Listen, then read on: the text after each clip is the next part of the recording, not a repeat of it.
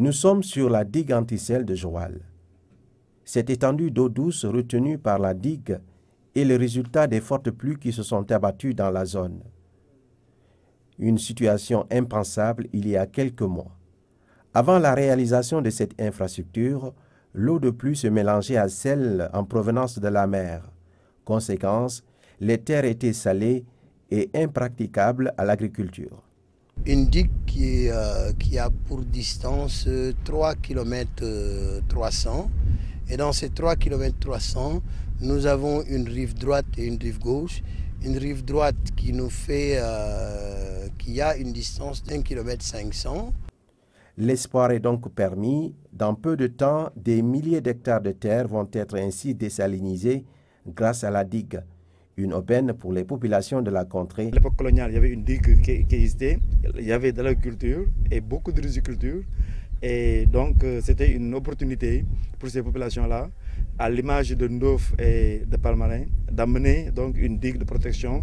Et ça lutte contre la salinisation des terres. Je pense que si on arrive à maîtriser l'eau pendant un certain temps après l'hivernage, je crois qu'il y a des possibilités de pouvoir faire du maraîchage. Pour une meilleure gestion des terres, un forum a été tenu à Joal. Il a réuni les membres des ONG Dynamique Femmes et Green Sénégal, l'État et ses partenaires du secteur de l'environnement.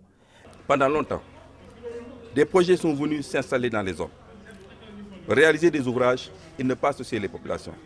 La démarche ici a été que déjà dans la conception, les populations ont été associées. Et dans l'utilisation même de l'ouvrage, on est en train de discuter à travers ce forum pour voir quelle utilisation il faut en faire pour non seulement pérenniser l'ouvrage, mais pouvoir tirer profit de la réalisation de l'ouvrage. D'après ce qu'on a entendu, donc, je crois que les techniciens vont nous encadrer et vont nous suivre pour que quand même qu'on puisse quand même connaître ces noms de riz. Outre ces débats sur le choix des espèces rizicoles, les discussions ont également abordé la question de la dynamique organisationnelle. Le rôle et la mission du comité de gestion de la digue antisel ont été au cœur des échanges, une façon pour les différents acteurs d'anticiper sur les conflits futurs.